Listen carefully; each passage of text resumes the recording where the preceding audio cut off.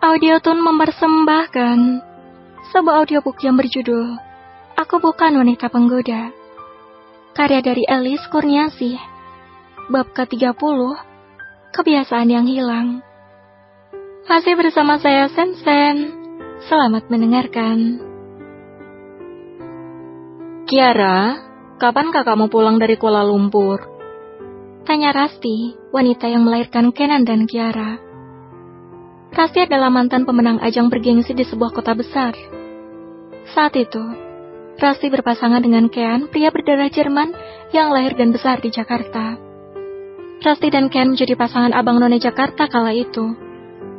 Hubungan yang semula berawal dari partner kerja, lalu berubah menjadi hubungan asmara dan kemudian menikah. 2 tahun pernikahan, pasangan ini dikaruniai putra yang bernama Kenan Aditama. Nama belakang yang disematkan dari keluarga besar sang ayah. 5 tahun kemudian, Rasti melahirkan anak kedua, seorang putri yang bernama Kiara. Rasti dan Kean saling mencintai, walau semula keluarga Kean menentang hubungan mereka, karena Rasti berasal dari keluarga biasa.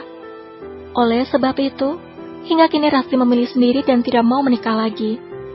Walau saat itu ia masih terbilang cukup muda ketika Kean meninggal. Namun ia lebih memilih membesarkan kedua anaknya sendiri. Ditambah sosok Kenan yang sangat mirip dengan sang suami, membuat Rasti tidak mempunyai keinginan untuk menggantikan posisi suaminya oleh pria lain. Cukup Kenan dan Kiara yang menjadi pelipur lara.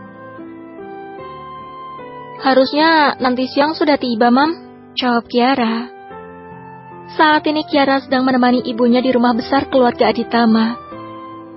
Tumben kakakmu sendiri yang langsung meninjau restoran di sana. Biasanya dia menyuruh Vicky. Kiara mengerdikan bahunya. Gak tahu, mungkin memang sedang ada trouble di sana. Ah, masa? Setahu Mama restoran di sana aman-aman saja. Kiara menghampiri ibunya. Ya sudah sih, Mam, kalau sudah sampai Jakarta pasti kakak mampir ke sini. Mami rindu kakakmu, ucap Rasti. Kiara memeluk tubuh sang ibu yang sedang duduk di sofa. Pasti Mami juga lagi rindu papi ya. Rasti mengangguk dan memegang tangan Kiara yang berada di bahunya. Kenan adalah anak yang bisa diandalkan. Ia selalu ada untuk ibu dan adiknya, karena bagi Kenan, keluarga adalah yang utama. Ia akan menyerahkan seluruh hidupnya untuk kedua wanita yang ia cintai itu. Dan Rasti sangat bersyukur memiliki putra seperti putranya. Bagaimana kehamilanmu? Tanya Rasti lagi. Kali ini ia menanyakan keadaan putrinya. Kiara mengelus perutnya yang sedikit buncit. Baik, Mam. Bahkan dia tidak merepotkan Kiara sama sekali. Lalu, bagaimana hubunganmu dengan Gunawan? Suamimu sudah tidak berhubungan dengan wanita penggoda itu, kan? Kiara menggeleng. Tidak tahu, Mam. Lagi pula, Kiara sudah tidak peduli. Terserah dia mau melakukan apa di luar sana.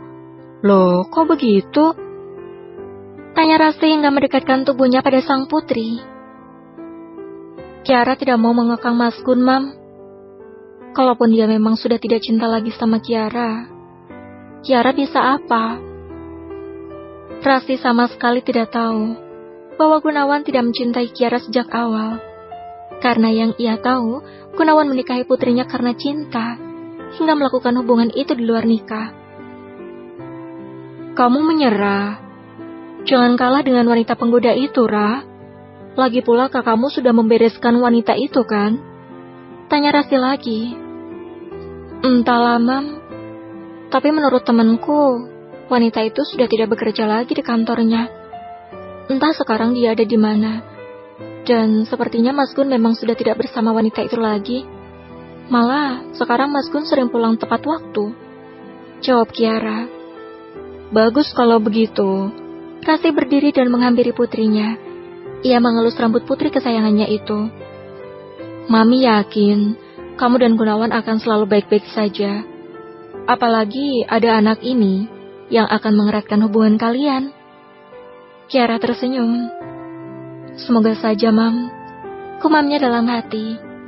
Tepat di balik pintu itu Gunawan berdiri dan mendengar percakapan antara istri dan mertuanya. Kebetulan Kiara dan Rasti tengah duduk di teras taman belakang. Mereka sedang duduk santai ditemani dengan secangkir teh hangat.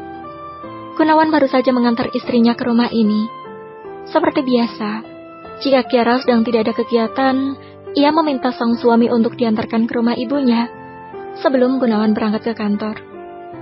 Kemudian Gunawan kembali lagi ke rumah itu karena ada sesuatu yang tertinggal. Saat Kiara turun dari mobil, ia meninggalkan obat-obat yang harus dikonsumsi oleh ibu hamil. Sehingga Gunawan memutarkan kembali mobilnya dan menuju kediaman Aditama. Mendengar Kiara yang benar-benar berubah, tiba-tiba hatinya gelisah.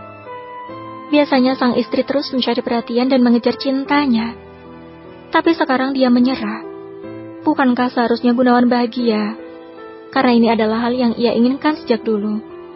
Namun nyatanya, mendengar Kiara menyerah dan tak lagi mengejar cintanya, Gunawan malah gelisah.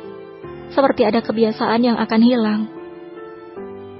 Ra, panggil Gunawan menghampiri kembali ibu mertua dan istrinya yang terduduk di sana. Loh, kamu balik lagi, Gun? Tanya Rasti. Iya, Mam. Tadi saat turun dari mobil, Kiara meninggalkan ini. Gunawan menyerahkan satu kotak obat-obatan yang kini dikonsumsi Kiara setiap hari. Gunawan berjalan menghampiri Kiara. Ini, Ra, kamu harus meminumnya 3 kali sehari, kan? Kiara mengangguk santai sambil menyeruput teh hangat itu, menerima pemberian sang suami. Oh iya, aku lupa, terima kasih. Tiba-tiba Gunawan mengecup kening Kiara, sebelum ia hendak melangkah lagi untuk pergi. Suatu hal yang tidak pernah pria itu lakukan selama 4 tahun pernikahan. Tubuh Kiara sontak membeku, menerima perlakuan manis dari sang suami. Ia seperti mimpi di pagi hari. Nanti sore aku jemput, ucap Gunawan tersenyum setelah mengecup kening Kiara dan mengelus rambutnya. Gunawan pergi dan menghampiri lagi ibu mertuanya. Saya berangkat lagi, Mam. Gunawan meraih punggung tangan Rasti dan menciumnya. Hati-hati, Gun, kata Rasti. Gunawan pun langsung mengangguk lalu pergi. Sesaat sebelum ia benar-benar akan keluar, Gunawan kembali menoleh ke arah Kiara. Namun sang istri tidak menatap ke arahnya.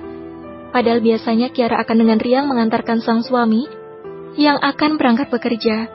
Hingga Gunawan menaiki mobil, bahkan Kiara akan tetap berdiri di sana. Hingga mobil yang Gunawan kendarai benar-benar keluar dari gerbang rumah itu. Namun sekarang semua kebiasaan yang dilakukan sang istri untuknya hilang. Dan Gunawan kehilangan akan kebiasaan itu. Bersambung. Terima kasih sudah mendengarkan.